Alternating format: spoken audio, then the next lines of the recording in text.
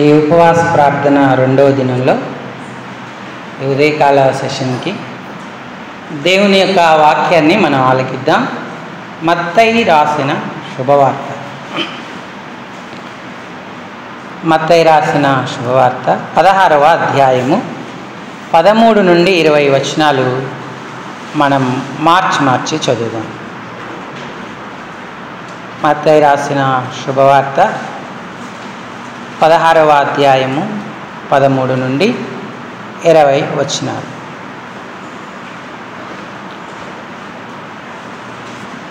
యేసు ఫిలిప్పుదైన కైసరయ ప్రాంతములకు వచ్చి, మనుష్య కుమారుడెవడని జనులు చెప్పుకొనుచున్నారని తన శిష్యులను అడగగా,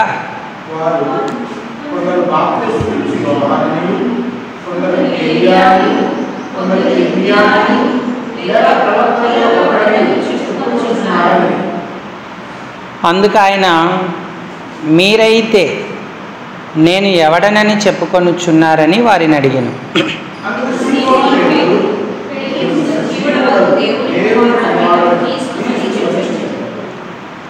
అందుకు యేసు, సీమోన్ బర్యోనా, నీవు ధన్యుడవు.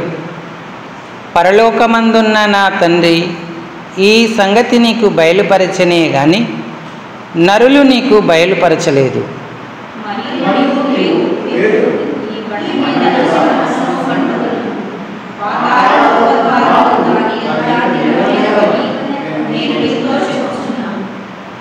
పరలోక రాజ్యం యొక్క తాళపు చెవులు నీకు ఇచ్చేదను. నీవు భూలోకమందు దేనిని బంధించుదువో అది పరలోకమందును బంధింపబడును.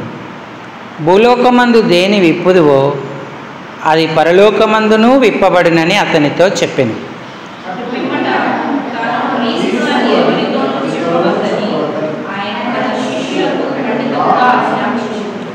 17వ వచనాన్ని మరలా బిగ్గరగా అందరం ఒకసారి చదువుకుందాం. అందుకు యేసు, సీమోన్ బర్యోనా, నీవు ధన్యుడవు. పరలోకమందున్న నా తండ్రి ఈ సంగతి నీకు బయలుపరచనే గాని నరులు నీకు బయలుపరచలేదు. చాలండి.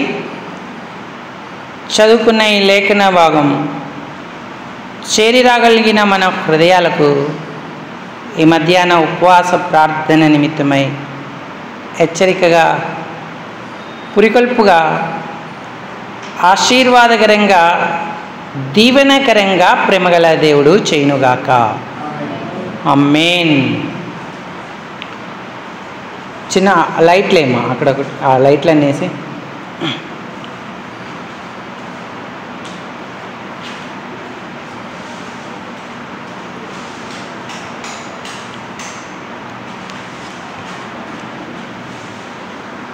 సీమోను పేతురు. సీమోను పేతురు యేసు ప్రభుకు దగ్గరగా ఉన్న శిష్యులలో ఒకరు. మొట్టమొదటిసారిగా ఈ సీమోను పేతురును అతని సహోదరుడైన ఆంద్రేయ ప్రభువారికి పరిచయం చేశాడు. యోహాను సువార్త 1వ అధ్యాయం. యోహాను సువార్త 1వ అధ్యాయం 40 నుంచి సాయం చేయండి. యోహాను మాట విని ఆయనను వెంబడించిన ఇద్దరిలో ఒకడు ఆ సీమోను పేతురు యొక్క సహోదరుడైన ఆంద్రేయ. ఇతడు మొదట తన సహోదరుడైన సీమోనును చూసి, మేము మెస్సియాను కనుగొంటుమని అతనితో చెప్పి యేసు నొద్దకు అతనిని తోడుకొని వచ్చాను. మెస్సియాను మాటకు అభిషిక్తుడని అర్థం. యేసు అతని వైపు చూసి, నీవు యోహాను కుమారుడవైన సీమోనువు, నీవు కేఫా అనబడదు అని చెప్పింది. కేఫా అను మాటకు రాయి అని అర్థము. యేసుప్రభును పేతురు యేసుప్రభు దగ్గరికి రావడానికి అంద్రెయ కారణమయ్యాడు. అయితే మెస్సియాను కనుగొని మెస్సియా యొక్క ప్రత్యక్షతను పొందిన వాడిలో పేతురు శిష్యులందరిలో కూడా అగ్రగణ్యుడిగా మనకు కనబడుతూ ఉంటాడు. సిమోను పేతురు ప్రభువుని ఎంతో ప్రేమించాడు. యేసుప్రభు చేత మంచి ప్రశంస పొందాడు. కపెర్నహూం వీరి ప్రాంతము. వారు అక్కడే నివసించారు. అక్కడ యేసు ఎన్నో అద్భుతాలను చేశాడు. యేసు ఆయనను వెంబడించమని చెప్పగానే ఆయన తన వలలు విడిచిపెట్టి ప్రభువును వెంబడించడం మొదలుపెట్టాడు. ఆయనతో సంచరిస్తున్న సందర్భాలలో పేతురులో ఉన్న కొన్ని గుణలక్షణాలు మరి ప్రభువుకి ఎంతో బాధగా ఉన్నాయి. అదే సమయంలో పేతురును తాననుకున్నటువంటి స్థితికి తీసుకురావడానికి దేవుడు ఎంతో సంతోషించిన వాడిగా కూడా ఉన్నాడు. యేసుప్రభు సిమోనును ఏమన్నాడంటే, సిమోన్ బర్యోనా, నీవు ధన్యుడవు అన్నాడు. ఎందుకంటే నేను ఎవరనని జనులు చెప్పుకుంటున్నారని అడిగితే కొందరు బాప్తిస్మం ఇచ్చి యోహానని అనుకుంటున్నారు, హేరోదు తలగొట్టిచ్చాడు కదా, మీరు మరలా వచ్చారని బాప్తిస్మం ఇచ్చి యోహాను వచ్చాడని జనులు అనుకుంటున్నారు అని. కాదు కొందరు ఏలియా వచ్చాడని అనుకుంటున్నారని చెప్పారు. అదేం కాదు, కొందరేమో ఇర్మియా అని అనుకుంటున్నారు, ఇంకొందరేమో ఎవరో ప్రవక్తల్లో ఒకరు ఈయన ప్రవక్త అని చెప్పుకుంటున్నారు అన్నాడు.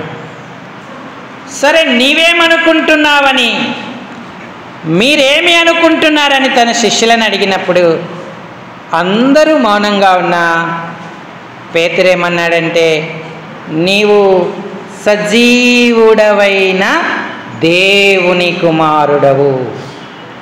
ఈనాడు ఎవరైతే ఇలాంటి ప్రత్యక్షత కలిగి ఉంటారో వారు సిమోన్ బర్యోనా వలె ధన్యులే.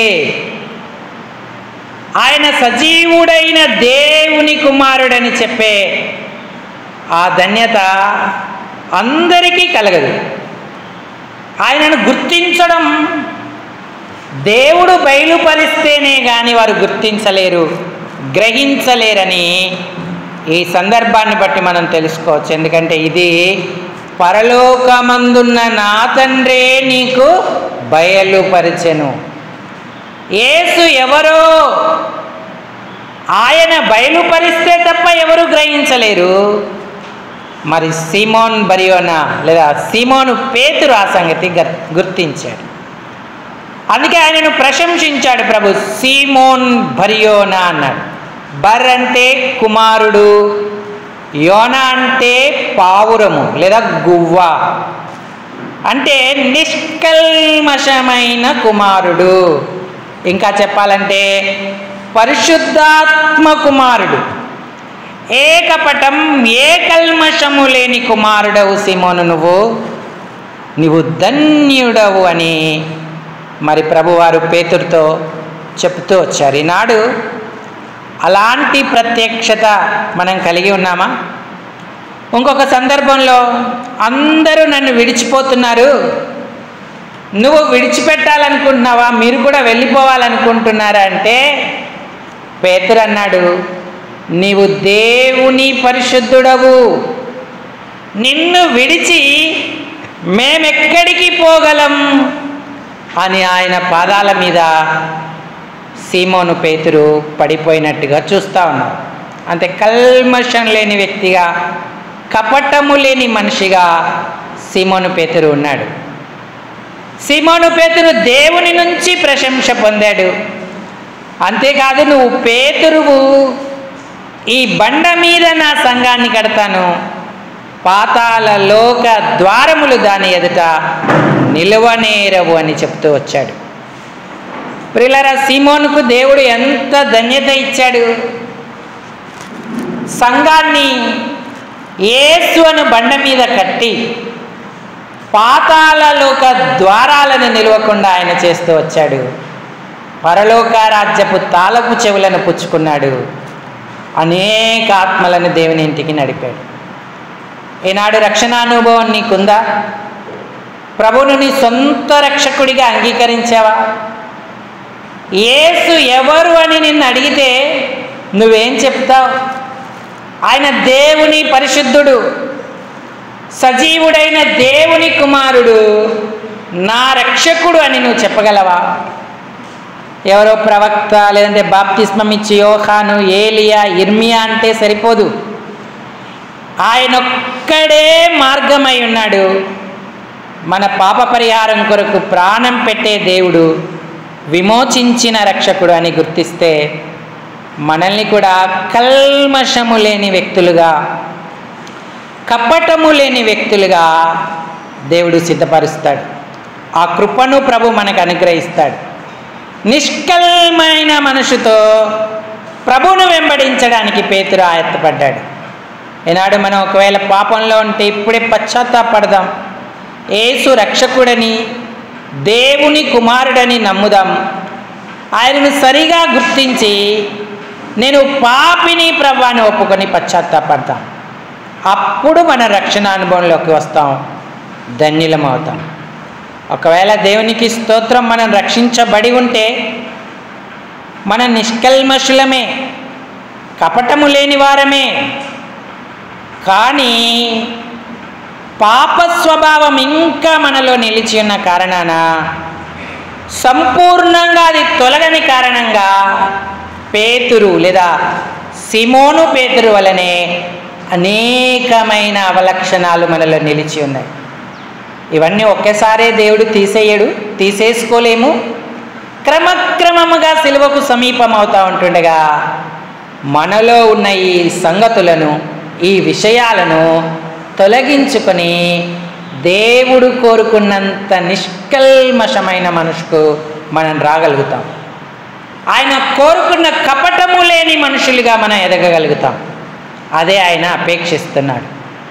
మరి ఇప్పటికిప్పుడే ప్రశంస పొందిన సీమోను లేదా సీమోనులో ఉన్న కొన్ని తొందరపాటుతనం లేదా దుడుకుతనం అతనిని చంచలం చేసి అస్థిరం చేస్తూ ఉంది ఎప్పటికప్పుడు. ఇప్పుడే ప్రశంసించాడు ప్రభు, నువ్వు సీమోను పేతురు లేదా సీమోన్ బర్యోనావు అని. కొంచెం సంగతి కాగానే, కొంచెం సమయం కాగానే మళ్ళా సీమోనును ప్రభు ఏమంటున్నాడు? 21వ వచనం చదవండి, 16:21 మత్తయి శుభవార్త. అప్పటి నుండి తాను యెరూషలేమునకు వెళ్ళి పెద్దల చేతను ప్రధాన యాజకుల చేతను అనేక హింసలు పొంది చంపబడి 3వ దినముల లేచుట అగత్యమని ఆ శిష్యులకు ఆ విషయాన్ని ఆయన తెలియజేస్తున్నాడు. మనుష్య కుమారుడు శ్రమ పడతాడు, చనిపోతాడు లేదా చంపబడతాడు, 3వ దినాన ఆయన తిరిగి లేస్తాడు అని చెప్తా ఉన్నాడు. అప్పుడు పేతురు ఏం చేశాడు? పేతురు ఆయన చేయి పట్టుకొని, ప్రభువా అది నీకు దూరమగునుగాక, అది నీకెన్నడను కలగదని ఆయనను గద్దింప సాగెను. చూసారా పేతురులో ఉన్న తొందరపాటుతనం, దుడుకుతనం. ఈ తొందరపాటుతనం వల్లనే దేవుడు ఆయన ఏమన్నాడు? అయితే ఆయన పేతురు వైపు తిరిగి, సాతానా నా వెనుకకు పొమ్ము, నీవు నాకు అభ్యంతర కారణమై ఉన్నావు. నువ్వు మనుషుల సంగతులనే తలంచుచున్నావు కానీ దేవుని సంగతులను తలంపకయున్నావని పేతురుతో చెప్పెను. అప్పుడే పరిశుద్ధాత్మ కుమారుడిగా పిలువబడ్డాడు. మళ్ళా అప్పుడే సాతాను అని గద్దింపబడ్డాడు. పేతురు ప్రభువును గద్దించాలా లేదా ప్రభువు పేతురును గద్దించాలా? ప్రభువే పేతురును గద్దించాలి, కానీ ఇక్కడ ఆయన చెయ్యి పట్టుకొని పేతురు ప్రభువును గద్దిస్తున్నాడు. అట్లాంటిదేం జరగొద్దు, అది నీకు దూరం అవునుగాక, నువ్వెందుకు శ్రమపడాలి, హింసపడాలి, చనిపోవాలి, మూడో దినాన తిరిగి లేపబడాలి, ఈ బాధ నీకు కలగడం నాకు ఇష్టం లేదని చెప్తా ఉన్నాడు. అయితే ప్రభువారు గుర్తించారు పేతురు ఎంతో తొందరలోనూ కంగారులోనూ ఉన్నాడని. నీవు నాకు అభ్యంతర కారణమై ఉన్నావు, నువ్వు మనుషుల సంగతులే తలంచుచున్నావు కానీ దేవుని సంగతులను తలంచకై ఉన్నావు అన్నాడు. బర్యోనా లాంటి మనం అనేక పర్యాయాలు మన జీవితంలో దుడుకుతనంతోనే ఉంటాం, తొందరపాటుతోనే ఉంటాం. సీమోను పేతురు వలె దేవుని సంగతుల కంటే ఎక్కువ మనుషుల సంగతులనే తలంచుతుంటాం. ఇంకెవరో సేవకు, కుటుంబానికి, నాకు, ఈ పరిస్థితులకు అభ్యంతరమని అనుకుంటాము, కానీ మనమే అభ్యంతరమై ఉన్నామని అనేక సందర్భాలలో గుర్తించలేకపోతూ ఉంటాం. నీవు నాకు అభ్యంతర కారణం అని దేవుడు అంటూ ఉన్నాడు. ఈనాడు దేవుని పిల్లలంగా ఈ తొందరపాటు, దురుకుతనం కలిగి ఉన్నామా? పేతురు వలనే అనవసరమైన విషయాలలో త్వరగా జోక్యం చేసుకుంటున్నామా? ఎంత ప్రమాదం! పేతురు స్వార్థపరుడు కాదు, పేతురులో దురుద్దేశము లేదు, కానీ అతనికి ఉన్న తొందర వలన కొన్ని సందర్భాలు ప్రభు అతన్ని వారించవలసి వచ్చింది. శిలువ మరణం పొందకపోతే అసలు మానవాళికే రక్షణ ఉండదు. యేసు ప్రభు వారు వచ్చిందే అందుకొరకు, అనేకుల ప్రాణ విమోచన క్రయధనం కొరకు నేను వచ్చానన్నాడు, పాపులను రక్షించుటకు నేను వచ్చానన్నాడు. మరి అలాంటి శిలువయాగానికే ఆయన అడ్డుపడతా ఉంటే ఎలా? ఒకవేళ యేసు ప్రభుని ఎంతో ప్రేమించిన వాడిగా ఉండి ఆయనని హింసించడం, బాధ పెట్టడం, ఆ శ్రమతను అనుభవించడం ఆయన చూడలేక ఆ మాట పలికినప్పటికీ అది సాతాను స్వరం అని ప్రభు గుర్తించాడు. సాతానికి ఎంతో కంగారైపోతుంది, తొందర అయిపోతుంది. ఏం చేయాలా అని పేతురు ద్వారా వాడు మాట్లాడడం మొదలుపెట్టాడు. ఈ విషయంలోనే కాదు, రూపాంతర కొండ మీద కూడా పేతురు తొందరపడి మాట్లాడుతూ ఉన్నాడు. చూడండి, అదే అధ్యాయంలో 17వ అధ్యాయంలో వారు రూపాంతర కొండ మీదకి వెళ్ళారు. ప్రభు ప్రార్థించినప్పుడు ఆయన ముఖరూపం మారింది, ఆయన వస్త్రాలు కూడా వెలుగు వలె తెల్లనివయ్యాయి. వారికి అక్కడ మోషే, ఏలియాయు కనబడ్డారు, వారు కూడా ఆయనతో మాట్లాడారు. అప్పుడు పేతురు ఏమంటున్నాడు? 4వ వచనం, అప్పుడు పేతురు, ప్రభువా మనం ఇక్కడ ఉండుట మంచిది, నీకిష్టమైతే మోషేకొకటియు, నీకొకటియు, ఏలియాకొకటియు 3 పర్ణశాలలు కట్టుదునని యేసుతో చెప్పాను అన్నాడు. అయితే ఆ మాటలు ఏమీ వారు పట్టించుకోలేదు. ఈయన నా ప్రియకుమారుడు, ఈయన యందు నేను ఆనందించుచున్నాను, ఈయన మాట వినుడని ఒక శబ్దం ఆ మేఘములో పుట్టేను అన్నాడు. ఈనాడు పేతురు వలనే మనం ఉన్నామా? పేతురుని ఎవరు అడిగారు? ఏలియా, మోషే, యేసుప్రభు వారు నిర్గమమును గురించి మాట్లాడుకుంటా ఉంటే ఆ దర్శనం చూసి, ఆ స్థితిని చూసి పేతురు అంటున్నాడు, మనము ఇక్కడ ఉండుట మంచిది. ఎక్కడ ఉండుట మంచిదో యేసుకు తెలుసు, నిన్ను నన్ను ఎక్కడ ఉంచాలో ఆయనకు తెలుసు. అయితే పేతురు తొందరపడి ఇక్కడ ఉండుట మంచిది అంటున్నాడు. పోనీ ఆయన ఏమైనా నా కోసం కట్టుకుంటాను అన్నాడా? పర్ణశాలలు నా కొరకు కట్టుకుంటానని ఒక్క మాట కూడా అనలేదు. నీకొకటి, మోషేకొకటి, ఏలియాకొకటి 3 పర్ణశాలలు కట్టుదుమని యేసుతో చెప్పాను అన్నాడు. ఈనాడు మన దుడుకుతనం, తొందర మనల్ని ఏ స్థితికి తీసుకెళ్తుందో గుర్తిస్తున్నామా? మనము యేసుకు అభ్యంతర కారణమై ఉన్నాము. మనుషుల సంగతులనే తెలుస్తా ఉన్నాం. నేను ఈ కొండ మీద ఇక్కడే ఉండడానికి రాలేదు.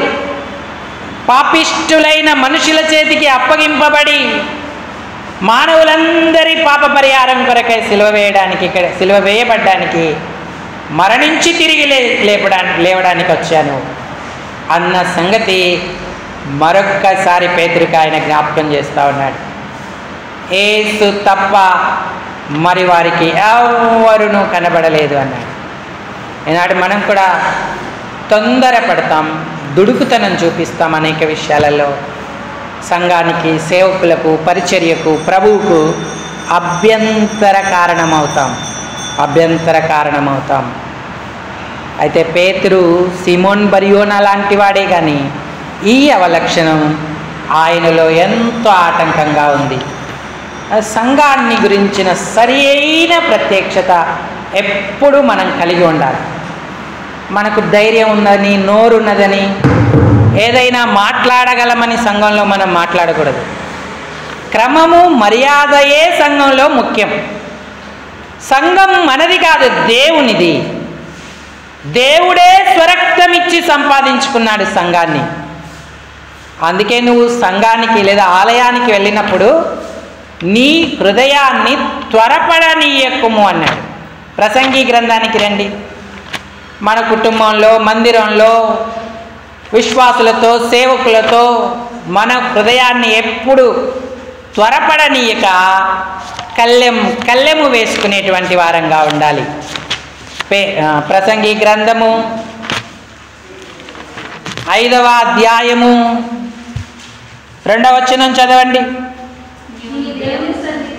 నీవు దేవుని సన్నిధిని అనాలోచనముగా పలుకుటకు నీ హృదయాన్ని త్వరపడనీయక నీ నోటిని కాచుకొనుము. దేవుడు ఆకాశమందున్నాడు, నీవు భూమి మీదనున్నావు. కావున నీ మాటలు కొద్దిగా ఉండవలేను అన్నాడు. పేతురు మాటలు ఎంత కొద్దిగా ఉంటే అంత ధన్యుడయ్యేవాడు. పేతురు తొందరపడుతూ దుడుకుతనంతో మాట్లాడే స్వభావాన్ని కలిగి ఉన్నాడు. అందుకే నాకు అభ్యంతర కారణమై ఉన్నావు అన్నాడు. అదే అధ్యాయంలో 6వ వచనం కూడా చదవండి. నీ దేహమును శిక్షకు లోబరుచునంత పని నీ నోటి వలన జరగనీయకుము. అది పొరపాటు చేత జరిగనని దూత ఎదుట చెప్పకుము. నీ మాటల వలన దేవునికి కోపము పుట్టించి నీవేళ నీ కష్టమును వ్యర్థపరుచుకునేదవు అన్నాడు. కాబట్టి పేతురు లాంటి అభ్యంతరకరమైన తత్వం మనలో ఉందా? తొందరపడుతున్నామా? దుడుకుతనంతో ఉంటున్నామా? సిమోన్ బర్యోనా సామాన్యమైన వ్యక్తి కాదు. అయినను సరే ఈ తొందరతనం అతనిలో ఉండడం వల్ల పరిచర్యకు, దేవునికి అభ్యంతర కారణమై ఉన్నాడు అన్నాడు. మనమే అభ్యంతరమైతే ప్రభు పని మనం ఎలా చేయగలుగుతాం? కాబట్టి ఆయనకు అనుకూలమయ్యే రీతిగా సిమోన్ బర్యోనలా ఉండడానికి మనల్ని మనం సిద్ధపరచుకోవాల్సినటువంటి వారంగా ఉన్నాం. యేసుకు ఆయన గురించి తెలుసు గనక ఆయన నిమిత్తమై ఆయన ప్రార్థన చేస్తూ వచ్చాడు, అవకాశం ఇస్తూ వచ్చాడు. సీమోను, సీమోను, సాతాను నిన్ను పట్టి జల్లించుటకు కోరుకున్నాడు. లూకా సువార్త 22వ అధ్యాయము 31వ వచనం. లూకా 22:31. సీమోను, సీమోను, ఇదిగో సాతాను మిమ్మును పట్టి గోధుమల వలె జల్లించుటకు మిమ్మును కోరుకొనెను గాని నీ నమ్మిక తప్పిపోకుండునట్లు నేను నీ కొరకు వేడుకొంటిని.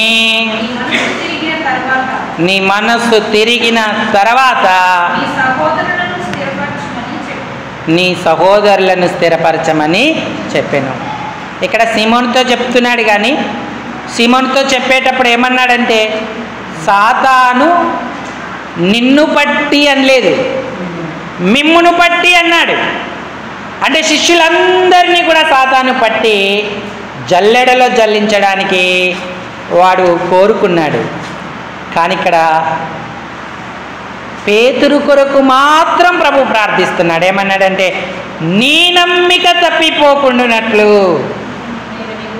మీ నమ్మిక తప్పిపోకుండానట్లు అనలేదు, నీ నమ్మిక తప్పిపోకుండానట్లు నేను నీ కొరకు వేడుకొంటిని. నీ మనస్సు తిరిగిన తర్వాత నీ సహోదరులను స్థిరపరచుము అని చెప్పాడు. ఎందుకంటే పేతురు తిరిగితే శిష్యులు తిరుగుతారు, పేతురు స్థిరపడితే శిష్యులు కూడా స్థిరపడతారు. అందుకే నీ కొరకు వేడుకొంటిని, నీ నమ్మిక తప్పిపోకుండానట్లు అని వ్యక్తిగతంగా పేతురుతో ప్రభువు చెప్పినటువంటి వాడిగా ఉన్నాడు. మనం చాలా సందర్భంలో దేవునికి అభ్యంతరకరణమై మానేస్తూ ఉంటాం సంఘాన్ని. మనం మానేశామని నలుగురు మానేస్తారు. మన మనసు తిరగాలి, మన నమ్మిక తప్పిపోవద్దు. మనము స్థిరపడితే మన సహోదరులను కూడా స్థిరపరచుకుంటాం. నేను చేపలను పట్టుదు పోదును అన్నాడు. అప్పుడు మేము కూడా వస్తామని చెప్పి శిష్యులు ఆయన వెంట వెళ్ళిపోయారు. మరలా ప్రభు అతన్ని దర్శించినప్పుడు, అతని మనసు తిరిగినప్పుడు ఆత్మలను పట్టు జాలరిగా అయ్యాడు, మనుషులను పట్టు జాలరిగా అయ్యాడు. అప్పుడు అనేకులు కూడా ఆయనను వెంబడించారు. పేతురు స్థిరపడినట్టే ఆంద్రేయ మిగతా శిష్యులు కూడా ప్రభు కొరకు స్థిరపడినట్టుగా చూస్తూ ఉన్నాం. వాటి తొందరతనం, దుడుకుతనం పేతురులో ఉన్నట్టు మనలో ఉంటే ఎంత ప్రమాదం. మనం నిష్కల్మషంగా కపటము లేని వారంగా ఆయన రక్తంతో కడగబడిన వారమే అయినను సరే అనేక సందర్భాలు ఈ స్థితి కలిగి ఉండడం వల్ల ప్రభులో బలపడలేక, స్థిరపడలేక, ఎదగలేక ఉన్నాం.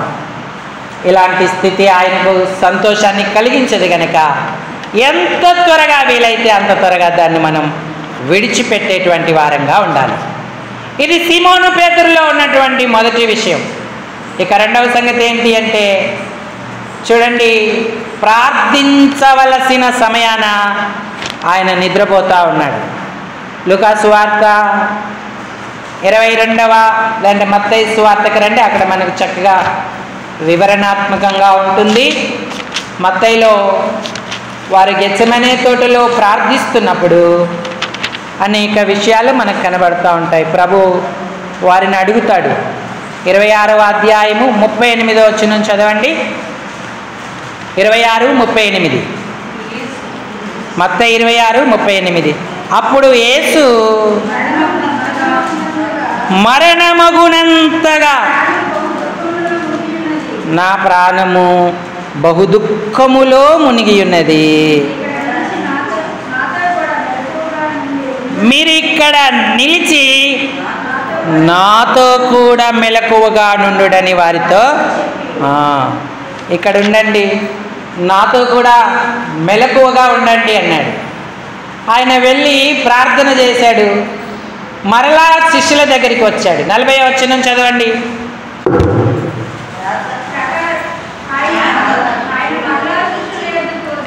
ఆయన మరలా శిష్యుల యొద్దకు వచ్చి ఒక గడియైనను నాతో కూడా మెలకువగా ఉండలేదురా, ఒక గడియైనను నాతో కూడా మెలకువగా ఉండలేరా? శోధనలో ప్రవేశింపకున్నట్లు మెలకువగా ఉండి ప్రార్థన చేయుడి, ఆత్మసిద్ధమే గాని. చాలండి. దేవుడు అడుగుతున్న ఒకే ఒక్క మాట, ఒక్క గడి అయినను నాతో కూడా మేల్కొని ఉండలేరా? నాతో చెప్పండి, ఒక్క గట్టిగా చెప్పండి. ఒక గడియ అయినను నాతో కూడా మేల్కొని ఉండలేరా? మరి ఇన్ని సంవత్సరాల కాలంలో యేసుతో ఒక్క గడియ మనం మేల్కొని ఉన్నామా? ఒక గడియ అంటే 3 గంటలు లేదా 4 గంటలు అనుకోండి. సంఘ కూడిక ఒక 3 గంటలు ఉంటుంది, 4 గంటలు ఉంటుంది. వ్యక్తిగతంగా ఎలాగో ఒక గంట సమయం కూడా మనం సరిగా గడపలేం. ఎందుకంటే ఆత్మ సిద్ధమే కానీ శరీరము బలహీనము అన్నాడు. నువ్వు సంఘముతో దేవునితో ఒక్క గడియ మెలకువగా ఉంటూ ఉన్నావా? ప్రార్థన చేయవలసిన సమయంలో మనం నిద్రిస్తే 2 ప్లాన్లు లేదా 2 ప్రణాళికలను సిద్ధం చేసుకోవాల్సి వస్తుంది. పేతురు ఇక్కడ నిద్రిస్తూ ఉన్నాడు. ఎలా చెప్పాడు? 43వ వచనంలో అన్నాడు, తిరిగి వచ్చి వారు మరలా నిద్రించుట చూచెను. ఏలయనగా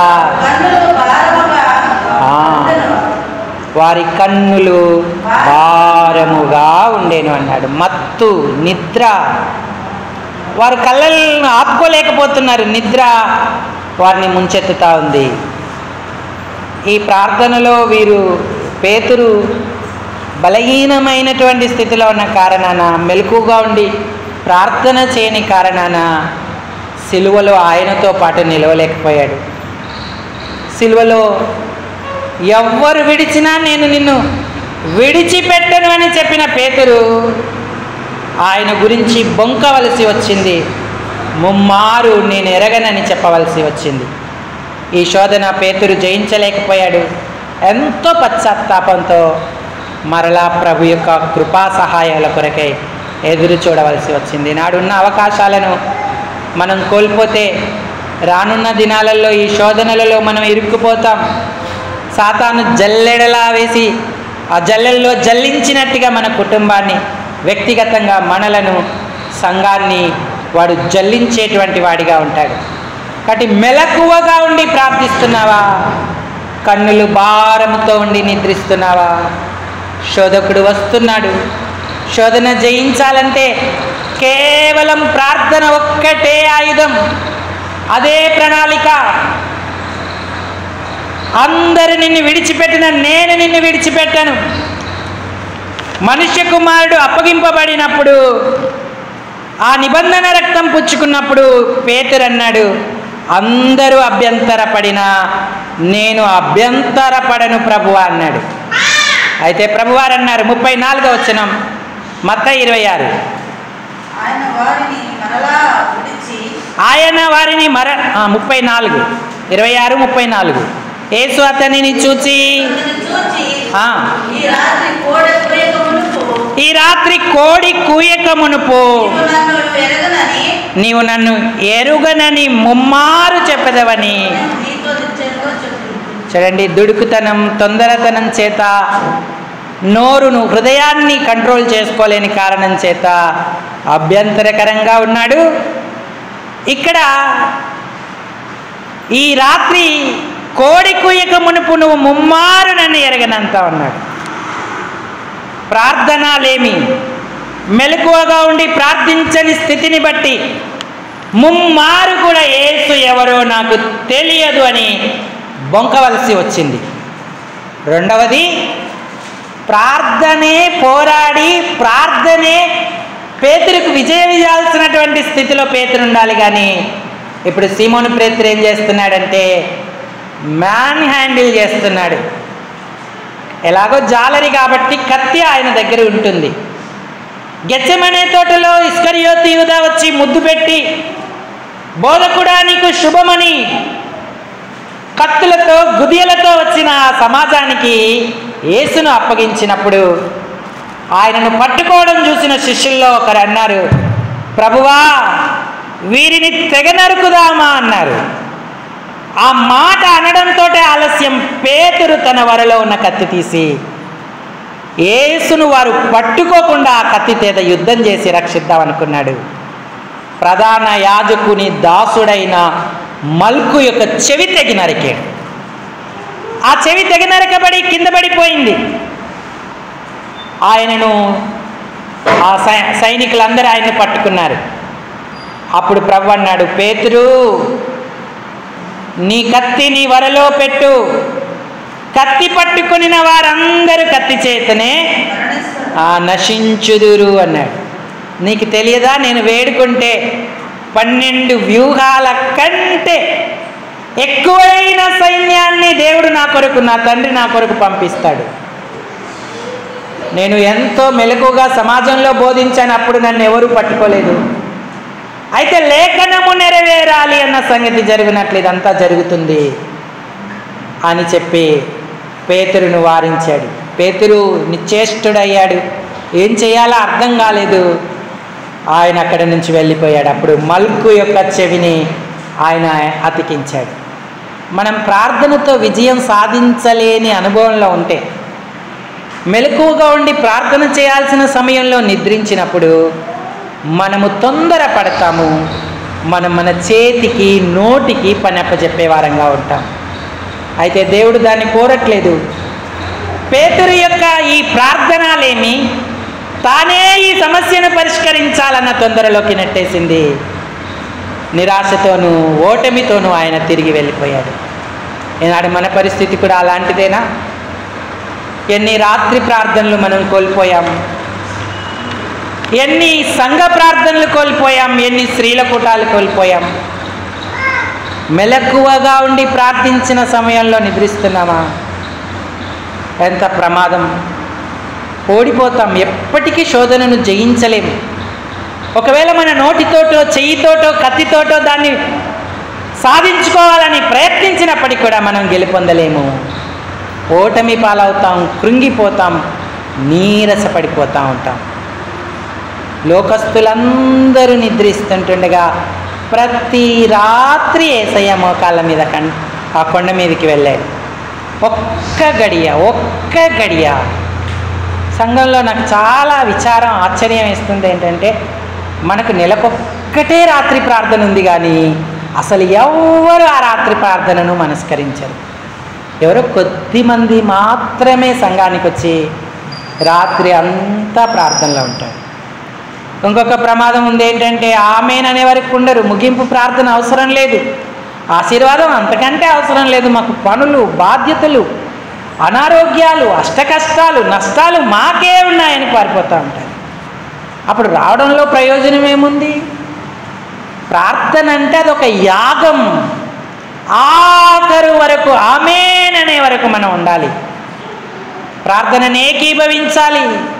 అవును ప్రభువా, సహాయం చేయి ప్రభువా అని సహోదరులు సహోదరులు ప్రార్థిస్తుంటే దాని మీద శ్రద్ధ నిలిపాలి. మన సొంత ధ్యానాలు, బైబిల్ పఠనాలు, పాటల పుస్తకాలు ఏవీ తెరవద్దు. ఏకాగ్రతతో మనం ప్రార్థించేటువంటి వారంగా ఉండాలి. మరి అలాంటి అనుభవం లేకపోతే రానున్న శోధనలను ఎలా జయిస్తాం? కుటుంబముగా శోధనలు ఉన్నాయి, వ్యక్తిగత శోధనలు ఉన్నాయి, ఇప్పుడు సంఘముగా అనేక రకాలైన శోధనలు ఎదుర్కొంటున్నాం. ఇంకా చెప్పాలంటే రానున్న దినాలలో ప్రభుత్వము వారి నుంచి కూడా శోధనలు వస్తాయి, మత పెద్దల నుంచి శోధనలు వస్తాయి. ఆనాడు యేసును సిలువ వేసింది రోమా ప్రభుత్వం వారే, మత పెద్దలైనటువంటి యూదా మత ప్రవిష్టులే. ఈనాడు క్రైస్తవులను హింసించేది ప్రభుత్వాలే, మతాలే మనల్ని హింసించి శ్రమల పాలు చేస్తూ ఉంటాయి. మనం సరిగా దృష్టిస్తే నిన్నటికి నిన్న బెంగాల్లో క్రైస్తవుల మీద ఎంతో దాడి జరిగింది. కార్లు, ఆస్తులు కాలపెట్టారు. కొంతకాలం కింద మణిపూర్లో క్రైస్తవుల తలలు నరికారు, చర్చీలు కూల్చారు. వారు వీధులలో నిలువబడి రోడ్ల మీద మోకరించి ఆరాధనలు చేసుకోగలిగారు. ఈ పరిస్థితులు ఇంకా తెలంగాణ, ఆంధ్రప్రదేశ్కి రాలేవు కాబట్టి నెమ్మదిగా ఉంటాననుకుంటావా? ఎంతో భయానకమైన పరిస్థితిలో ఉండబోతూ ఉన్నాం. మనం ఎంతో మెలకువగలిగి ప్రార్థన చేయాలి. రానున్న శోధనలను ఎదుర్కోవాలి. నా తండ్రి నాకిచ్చిన గిన్నెలోనిది నేను త్రాగకుందునా అన్నాడు. మనం దాన్ని త్రాగాలి, ఆ బాధను భరించాలి. అందుకు సిద్ధపాటే ప్రార్థన. ప్రార్థన ఒకవేళ లేకపోతే ఖచ్చితంగా శారీరకంగానే ప్రవర్తిస్తాం, ఆయుధాలు చేతపడతాం, మరింత ప్రభువుకు గాయాన్ని చేసేటువంటి వారుగా ఉంటాం. లోకస్తులంతా నిద్రించుచుండగా, లోకస్తులంతా నిద్రించుచుండగా, మోకాళ్ళపై యేసు కొండపై నుండే,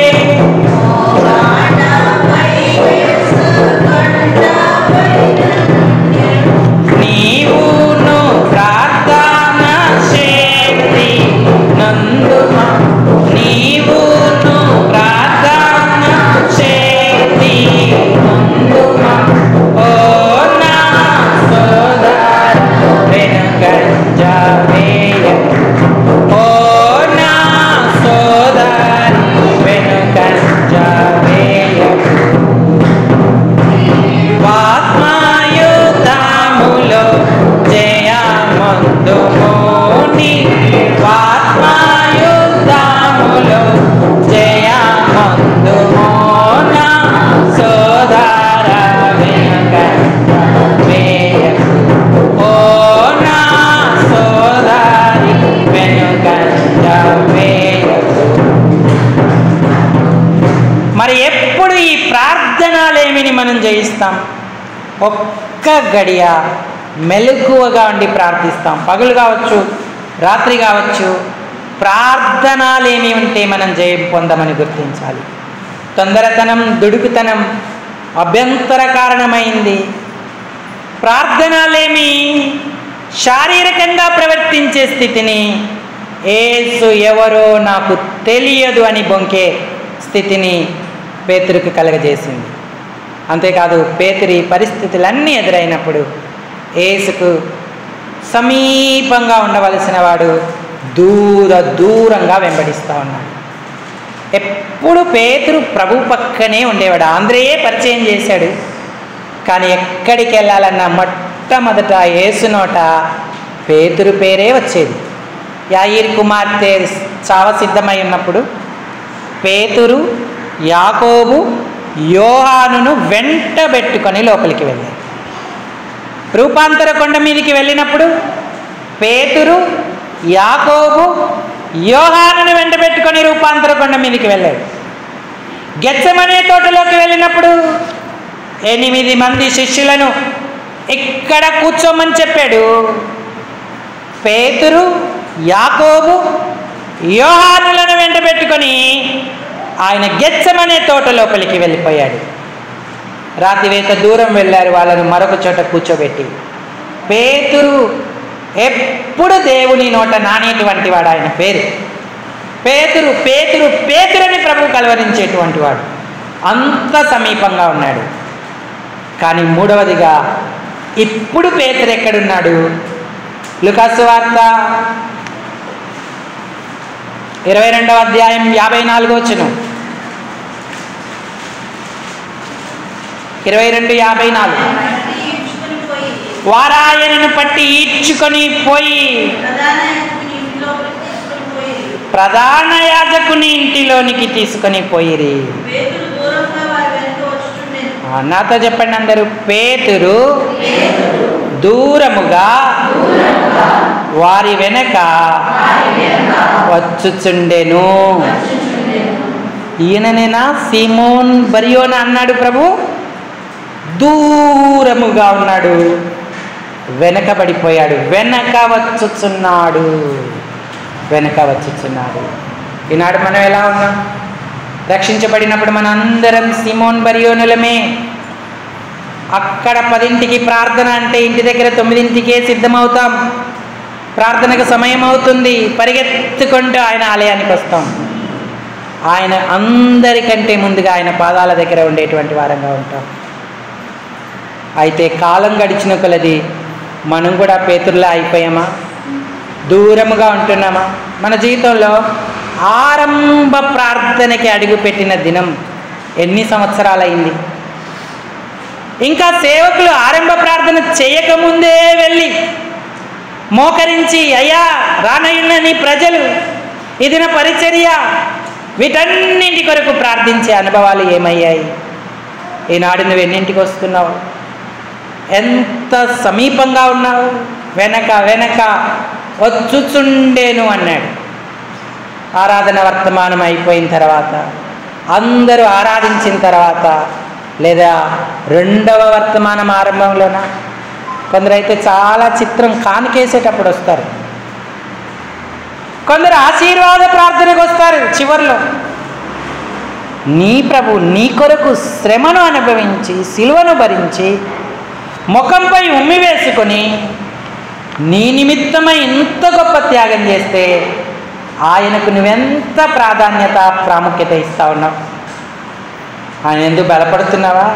దూరంగా వస్తున్నావా? వెనక వస్తున్నావా? సమీపముగా ఉండాల్సిన పేతురు దూరంగా ఉన్నాడు. మంచి తీర్మానం మనకు ఉండాలి. మనకు పనులు ముఖ్యం కాదు, ఆహారం ముఖ్యం కాదు. ఏసే జీవాహారం, ఆయనే మన కార్యనిర్వాహకుడు. ఎప్పుడైతే ఆయనకు మనం ప్రాధాన్యతనిస్తామో తప్పక ఆయన మన పనులను నిర్వహిస్తాడు, ఆహారముతో మనల్ని సంతృప్తిపరుస్తాడు. ఇంకా పరిశుద్ధ పునరుద్ధాన దినాల విలువ చాలామందికి తెలియట్లేదు. ఇంకా ప్రభు యొక్క రక్తదేహాలలో యోగ్యంగా క్రమంగా నమ్మకంగా పాలు పొందాలనే విషయం అర్థం కావడం లేదు. ఇక సంఘ ప్రార్థనలంటే అస్సలే లెక్కలేదు. స్త్రీల కూటాన్ని ఎంత నిర్లక్ష్యం చేస్తున్నాం. కానీ మనకు మాత్రం ఆత్మలు సమృద్ధిగా ఆలయంలో ఉండాలి, జనాలు తక్కువ రావద్దు. అలాగే సంఘం ఎప్పుడు కూడా కానుకతో ఆర్థికంగా విలసిల్లుతూ ఉండాలి, ఏ లోటు ఉండకూడదు. కానీ మనం మాత్రం ఆలస్యంగా బాధ్యతారహితంగా ఎన్నో లోటులతో దూరంగా వెనక వస్తూ ఉన్నాం. ఎప్పుడు ఆశీర్వదింపబడతాం? ఈ లోపాలు సిమోన్ బరియోనగా ఆయనను సిద్ధపరచవు. సిమోన్ బరియోనా అంటే దేవుడు ఎంత గొప్ప ఆధిక్యతను ఆయనకి ఇచ్చాడు. ఆయన అన్నీ ఆయనకు బయలుపరిచేటువంటి వాడిగా ఉన్నాడు. వెనుకున్నాడు కాబట్టి ఆత్మీయ బలం లేదు, దూరంగా ఉన్నాడు కాబట్టి స్థిరత్వం లేదు. అతను చలి కాచుకునే దగ్గరికి వెళ్ళినప్పుడు ఒక స్త్రీ గుర్తుపట్టి ఆ అమ్మాయి అంటుంది, నువ్వు కూడా యేసు ప్రభుతో ఉన్నవాడిలో ఒకడివి కదా అంటే ఆయన అన్నాడు, అమ్మాయి నేను అతన్ని ఎరగను అన్నాడు. నువ్వు గలిలీయుడివే, నీ పలుకు నిన్ను గురించి సాక్ష్యం ఇస్తుంది, నువ్వు యేసులానే మాట్లాడుతున్నావంటే అప్పటికోయ్ నువ్వు చెప్పేదేదో నాకు తెలియదయ్యా, నీ మీదొట్టు నా మీదొట్టు, యేసును నేను ఎరగను అన్నాడు. అప్పుడే కోడి కూసింది. ప్రభు తనతో చెప్పిన మాట జ్ఞాపకం చేసుకున్నాడు. వెలపలికి పోయి సంతాపపడి ఏడ్చెను అన్నాడు. పేతురు దుడుకుతనం, తొందరతనం, ప్రార్థనలేమి, దూరంగా వెనక వెంబడించే స్థితిని బట్టి ఏ విషయంలో కూడా సఫలత సాధించలేకపోయాడు. బలహీనపడ్డాడు, ఎంతో నిరాశపడ్డాడు, కృంగిపోయాడు. కానీ ప్రియులారా, పేతురు మనసు కఠినం కాదు. పేతురు చాలా శుతిమెత్తని మనసు కలిగిన వాడు. వెంటనే గ్రహించి పశ్చాత్తాపడేవాడు, సంతాపపడేవాడు. ఒకసారి యేసుప్రభు వారు విస్తారమైన చేపలు పట్టాడు. రాత్రంతా ప్రయాసపడ్డాను ప్రభువా అని అన్నాడు. అయితే ఆయన అన్నాడు, ఇప్పుడు వల వెయ్యి అన్నాడు. సరే, నేను రాత్రంతా ప్రయాసపడినా నీ మాట చొప్పున ఇప్పుడు వల వేతునని వెళ్ళాడు. వాస్తవానికి జాలరి పేతురుకి తెలుసు చేపలు ఎప్పుడొస్తాయి, ఎక్కడ వల వేయాలి, ఎంత లోతులో వేయాలి, ఎలా వల లాగాలి అని. ఒకవేళ అనుకొని ఉంటాడు, ఈయనకేం తెలుసు యేసుప్రభు వారికి, చేపలు వచ్చే సమయం రాత్రి కదా, పగలు వల వేయమంటాడేంటి అని అనుకొని ఉంటాడు. కానీ పగలే వల వేసినప్పుడు వలలు పిగిలిపోయే అంతగా చేపలు అందులో పడ్డాయి. ఆ చేపల రాశికి పేతురు ఆశ్చర్యపడ్డాడు. ఇతర పడవల వాళ్లకు సంజ్ఞ చేసి దోణెలలో ఎక్కించి దరికి చేర్చినప్పుడు పేతురు ప్రభుకు సాగిలా పడ్డాడు. నేను పాపాత్ముడను, నన్ను విడిచి వెళ్ళిపో అని ప్రభువును వేడుకున్నాడు. కానీ ప్రభువు ఇంకా ఆయనకు సమీపమయ్యాడు. ఆ పశ్చాత్తాపం, ఆ శుతిమెత్తని మనసు చూసి, తెగువ, ప్రభు అంటే ప్రేమ, మెత్తని మనస్తత్వం కలిగిన వాడే పేతురు. తొందరగా గ్రహించి పశ్చాత్తాపడతాడు, దుఃఖపడతాడు, దేవునికి అప్పగించుకుంటాడు. అందుకే ఆయన కొరకు ప్రభు వేడుకున్నాడు, నీ మనస్సు తిరిగితే నీ సహోదరులను స్థిరపరచు అన్నాడు. యేసు ప్రభు వారిని వారు పట్టుకొని వెళ్ళి శిక్షిస్తూ ఉంటే పేతురు చూడలేకపోయాడు. ఆయన కొరకు మాట్లాడడానికి, ఏదైనా చేయడానికి ఆయనకు అవకాశం లేదు. దుఃఖపడుతూ సంతాపపడుతూ వచ్చాడు. అందుకే యేసు తిరిగి లేచిన తర్వాత మొట్టమొదట పేరు పేతురు పేరే ఎత్తాడు ఆయన. మరి మరియతో, మగ్దలేని మరియతో మాట్లాడుతూ ఏమన్నాడు చూడండి. మార్కు శుభవార్త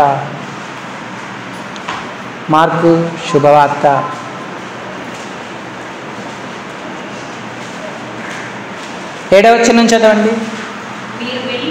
మీరు వెళ్ళి ఆయన మీకంటే ముందుగా గలిలయలోకి వెళ్ళుచున్నాడని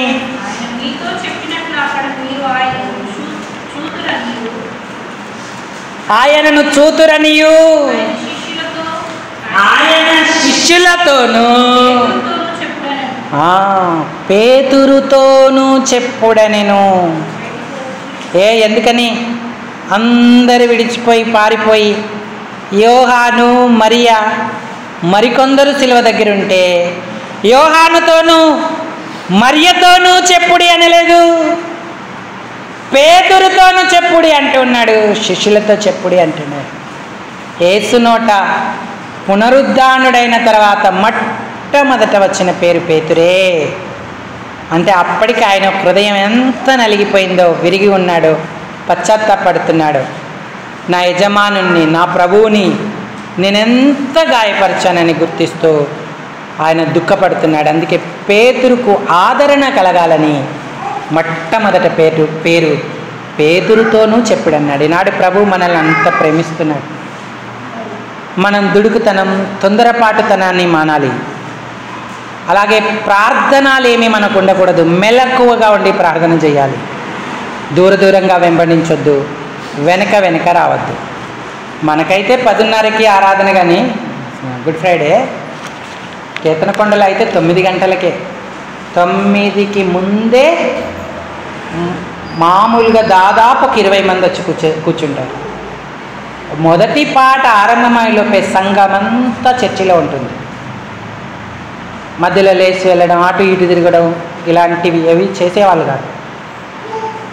తర్వాత 3 గంటల వరకు ఉండేవారు మధ్యాహ్నం. ఆడ కూడా కరెంటు చాలా పోయేది. ఇంకా ఇక్కడంటే స్లాబ్ కొంచెం చల్లగా ఉంది, కానీ అక్కడ రేకులు ఎంతో వేడి కిందికి దిగి వచ్చేది. ఓపిగ్గా ఉండేవాళ్ళు. మనం 9 గంటల 10:30 కంటేనే 12 గంటలకు వచ్చిన వాళ్ళం ఉన్నాం. మరి 3 గంటల వరకు వారు అలాగే వేచి ఉండేవాళ్ళు. రాత్రి 3 దినాలు ఉపవాస ప్రార్థన అక్కడ కూడా జరిగేది.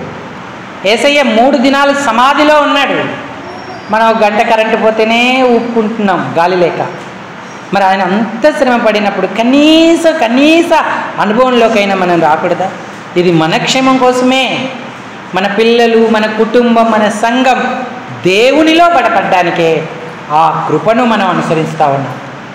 ఒక్క గడి అయినా మేల్కొని ఉండలేరా అన్నాడు. కాబట్టి దూరంగా వెనుకగా వెంబడించొద్దు, ఆఖరి వరకు ఉండాలి. ఆమేన్ అనేటట్టుగా అందరితో కలిసి మనం వెళ్ళిపోయేటట్టుగా ఉండాలి. సిమోను పేతురు ఎప్పుడైతే తన మనసు ఆయన వైపు తిప్పుకున్నాడో దేవుడు ఆయనను ఎంతో ఘనంగా వాడుకున్నాడు. మేడగదిలో పేతురు, అతనితో ఉన్నటువంటి శిష్యులు, అంతేకాదు మరియా, ఇతరమైన వారందరూ ఉండి ఏక మనసుతో ఎడతెక్క ప్రార్థన చేశారు. పరిశుద్ధాత్ముడు అగ్నినాలుకలుగా దిగి వారి మీద వ్రాలాడు. అందులో లేచి నిలబడి మాట్లాడిన మొట్టమొదటి వ్యక్తి పేతురే. ఇశ్రాయేలీయులకు రక్షణ సువార్త ప్రకటించాడు. ఈయనే మెస్సియా అని చెప్పి యోవేలు ప్రవక్త ప్రవచనాన్ని దేవుడు నెరవేర్చాడని వారికి వివరించాడు. ఆయన మాట విన్నవారు నొచ్చుకున్నారు. అయ్యో, జీవాధిపతిని చంపితిమి అని గుండెలు బాదుకున్నారు. పాపక్షమాపణ నిమిత్తమై 3,000 మంది ఒకసారి, 5,000 మంది ఒకసారి బాప్తిస్వం తీసుకున్నారు. దేవుని సంఘముగా వారు కట్టబడ్డారు. ఈనాడు ఆ కార్యాలు మన ద్వారా జరుగుతున్నాయా? ఎప్పుడైతే మన దుడుకుతనాన్ని, ప్రార్థనలేమిని వెనక దూరంగా వచ్చే స్థితిగతులను మార్చుకుంటామో ప్రార్థనా పరులమవుతాం, ఆత్మాభిషిక్తులమవుతాం. సిమోన్ బర్యోనా లాగా నిష్కల్మైన మనిషితో ఉంటాం. అప్పుడు ప్రభు మనల్ని వాడుకోవడానికి, కపటము లేని మనలను ఉపయోగించుకోవడానికి సిద్ధంగా ఉంటాడు. అనేక ఆత్మలను మన ద్వారా సంరక్షిస్తాడు, రక్షిస్తాడు, సంఘంగా కడతాడు. పేతురు ఈ అనుభవం అంతా ఎరిగి ఉన్నాడు కాబట్టి మనల్ని హెచ్చరిక చేస్తూ ఉన్నాడు. మొదటి పేతురు పత్రిక 5వ అధ్యాయము, పేతురు మొదటి పత్రిక 5వ అధ్యాయము 8వ వచనం చదవండి. నిబ్బరమైన బుద్ధి గలవారై మెలకువగా ఉండండి. మీ విరోధి అయిన అపవాది గర్జించు సింహము వలె ఎవరిని మృంగుదునా అని వెతుకుచు తిరుగుచున్నాడు. ఇలాంటి శ్రమలే నెరవేరుతున్నాయని ఎరిగి విశ్వాసమందు స్థిరులై వానిని ఎదురించుడి అన్నాడు. దేవుడు కృపనిస్తాడు. కొంతకాలమే మీకు శ్రమ, ఆయనే మిమ్మల్ని పూర్ణులుగా చేసి స్థిరపరచి బలపరచును అన్నాడు. కాబట్టి ప్రియులారా, సీమోను పేతురు స్థిరపడ్డాడు, బలపడ్డాడు, శిష్యులను స్థిరపరిచాడు, సంఘాన్ని స్థిరపరిచాడు, ఆయన ప్రణాళికను నెరవేర్చాడు. ఈనాడు పేతురులాగా సిమోన్ బర్యోనలమవుదామా? లేక ఇంకా దుడుకుతనంతో, తొందరతో, ప్రార్థనలేమితో దూరంగా వెనక వెంబడిద్దామా? ఎన్ని గుడ్ ఫ్రైడేలు, ఎన్ని ఈస్టర్ దినాలు గడిచిపోతూ ఉన్నాయి. ఒక మంచి ఆత్మీయ తీర్మానం మనకు లేకపోతే ఆయన దీవెన మనం ఎలా పొందుకుంటాం? ఆయన రాకడ ఆసన్నమవుతున్న దినాలలో పరిశీలించుకుందాం. అయ్యా, నాకు సహాయం చేయి, నాకు ఆశ ఉంది, నువ్వంటే ప్రేమ ఉంది, కానీ నేను చేయలేకపోతున్నాను, పేతురులాగానే ఉన్నాను. నా మనసు స్థిరపరచు, నా కుటుంబాన్ని, సంఘాన్ని, సహోదరులను, సహోదరీలను స్థిరపరచుకోవడానికి కృపనివ్వు. నీ ఆత్మతో నన్ను నింపి ఆత్మల రక్షణ కొరకు నన్ను వాడుకో, నన్ను ఆశీర్వదించు అని అడుగుదాం. ఈ తలంపులను దేవుడు దీవించునుగాక. ఆమేన్. అందరి తలలు వంచి కళ్ళు మూసుకోండి.